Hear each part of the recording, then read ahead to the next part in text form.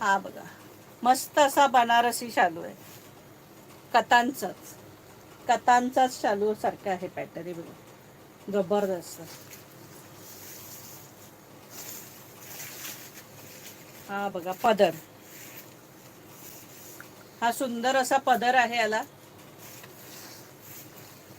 हे बघा, जबरदस्त पॅटर्न आहे.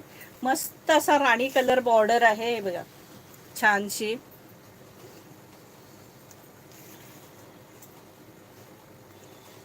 अतिशय सुंदर साडी आहे शालू.